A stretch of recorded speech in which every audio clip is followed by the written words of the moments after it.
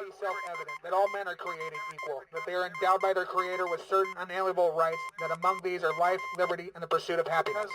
That to secure these rights, governments are instituted among men, deriving their just powers from the consent of the governed. That whenever any form of government becomes destructive of these ends, it is the right of the people to alter or abolish it, and to institute new government, laying its foundation on such principles and organizing its powers in such form as to them shall seem most likely to affect their safety and happiness. Prudence indeed will dictate that governments long established should not be changed for light and transient causes. And accordingly, all experience hath shown that mankind are more disposed to suffer while evils are sufferable than to right themselves by abolishing the forms to which they are accustomed. But when a long train of abuses and errors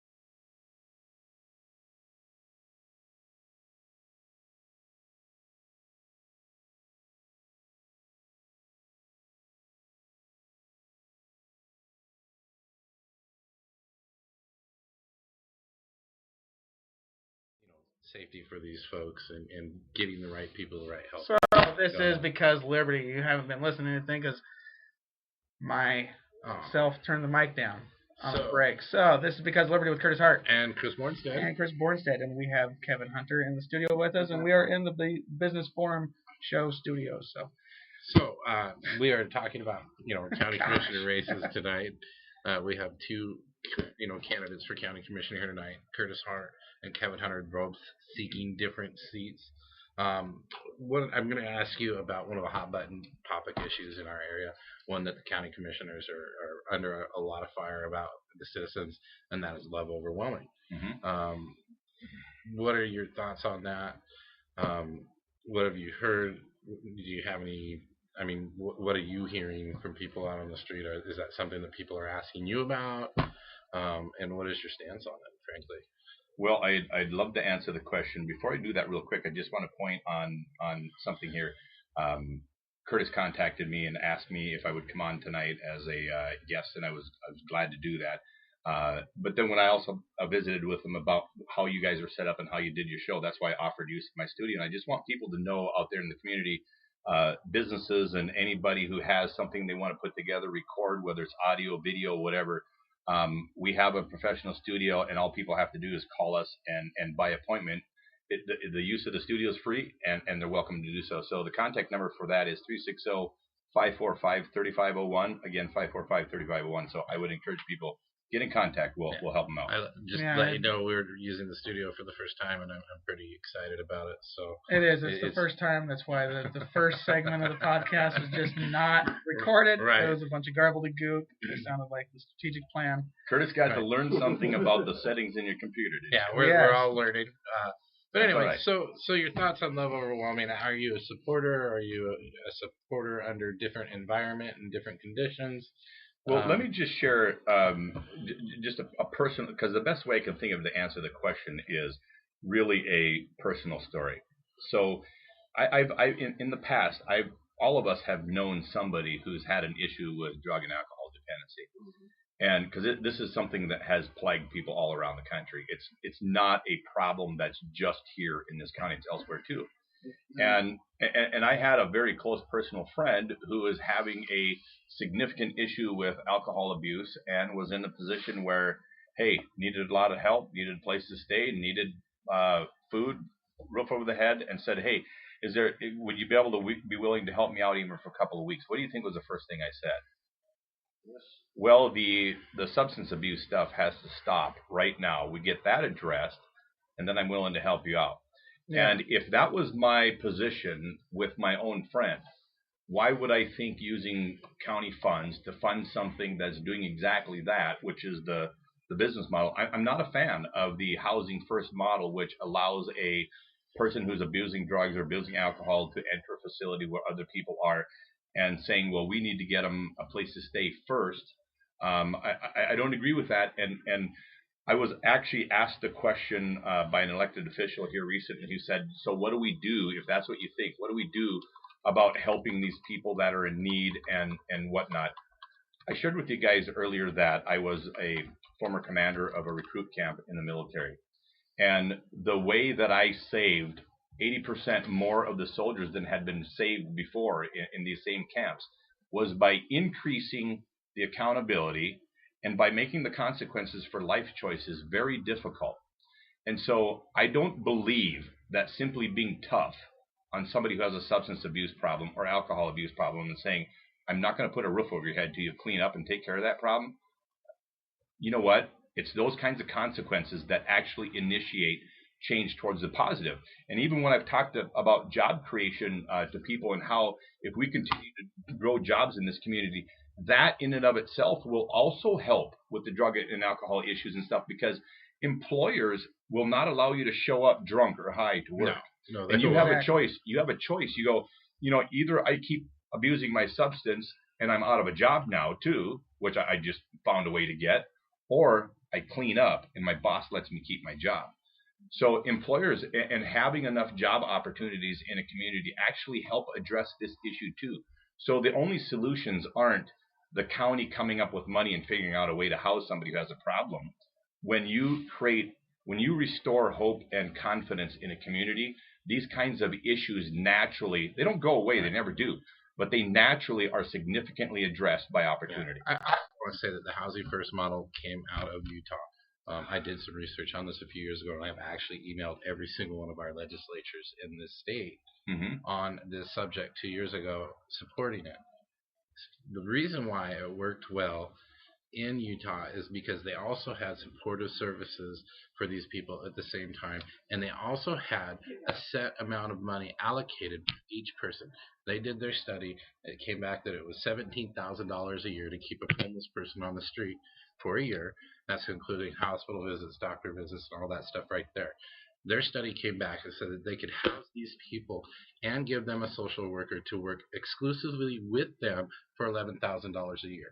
So not only did they save money, they got these people off the street, they allocated this money to them. We are not doing that here in Cowlitz County. Guys have got over $2 million, and it's gone. It's just gone. It's gone. We have the same people that were in that shelter on day one in our town living under bridges in Kelso. Okay, it's not working. They are not doing. They are touting this. Our commissioners will tout, well, it's working in Utah. Utah had the smallest homeless population in the nation, right? The one thing you want to say about the Mormons is they take care of people, and they do. So that is why it worked in Utah. Just because something works in Utah does not mean it's going to work here. And this is one of the biggest contrasts I've seen about the county commissioners saying, "Well, it worked in Utah, so we're gonna do it." And now we're paying COG how much money to come up with another 10-year homeless plan? Like another one. I mean, it's well over the six-figure now. So they gave us a 10-year plan already that hasn't worked. So we're going to give them $100,000, part of this, throwing money at the problem, no results. So I don't know if in your travels to Utah, if you discovered one of the individuals who's actually been a champion of that whole process down there and and has actually played a very key role in making that successful in Utah. His name is Ron Williams. He's the CEO of Forever Green in Utah. And you're talking about a businessman with business sense who understands metrics and goals and how to measure things. Completely different. Right. When you have somebody with an intelligent business mind involved in what's going on. And Ron Williams has played a big part of that and deserves a lot of credit for how well it has worked out in Utah. Right. I mean, like I said, they did the right things, and they saved the citizens money. Who could complain about that? If you haven't seen the movie Happy Valley, yeah, that was produced by Ron Williams and was an award-winning movie, and it is all about substance abuse in Utah. And fabulous movie if you haven't seen it. Happy Valley. Check that out. So one thing I'd like to point out to the listeners is when you're listening live, if you're listening, well, either from your computer or from the app over the phone, you can comment straight to the show. It'll pop up on the thing that I'm recording with on the program, on the Spreaker audio app. Yes, you should download Spreaker on your phone. You'll get a notification when we go live.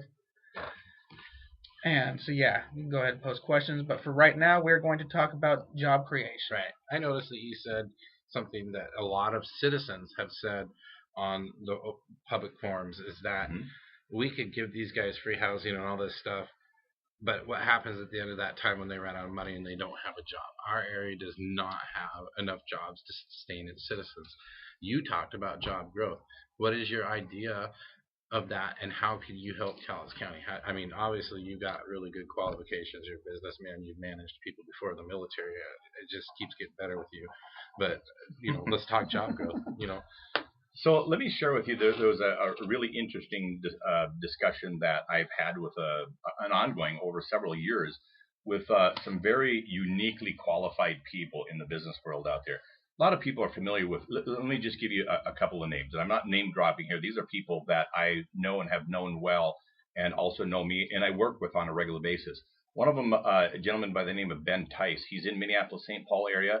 And Ben was hired by Google to launch Google Plus and Google Hangouts. He's was in his mid-20s when he got this job, but that's how brilliant he is when it comes to the internet and actually understanding things like SEO and social media and YouTube and video marketing and how to grow your business with that. Ben has been an individual that I met a few years back and have connected with, and so he's one guy. Now there's also Dave Ford is a business coach who works with Action Coach Global. And for people who know about Action Coach Global, they're a international firm. They have many offices here in the United States, and Dave is the top profit producing coach in Action Coach Global. He's my co-host in the Business Forum show. And then if you look in the Minneapolis-St. Paul area, you'll notice they carry a list of what are called super attorneys in business, and these are guys who are really all stars and have launched many businesses and helped multiple startups. I mean, I'm talking about hundreds of startups are to the credit of this individual, Jeff O'Brien, out of Minneapolis-St. Paul. And you'll see Jeff's face many times on my show. Jeff and I have been friends for years. He's been a co-host on my broadcast. And so when we're looking at all around understanding the technology, understanding business, understanding the legal aspects, I don't have all the answers, but I'll tell you what, I've had some really brilliant minds around me that have helped round that all out. So let's talk about job creation, because my whole push in running for commissioner was looking at the 35-year growth drought that we've had in this county, and then looking at the symptoms of what happened when you don't have growth. You will have things like high unemployment, high crime issues, homelessness, and drug and alcohol abuse. They will happen because people see no reason for hope. They feel no opportunity. And then the other problem is the growth in those challenges create another problem in that all the kids graduating from high school are fleeing the area as fast as they can get out of our schools. And if they stay if they stay in LCC, they'll get a 2-year degree and then they're gone. And once they've spent 2 years outside of this community getting a 4-year degree somewhere else, and they've seen what it could be like to be in a community with growth going on, they're gone. And that explains then why we have 1 in 3 people in this community who on Medicare and a steadily aging population. So that spells doom for the future of the county. If you aren't doing something to address it,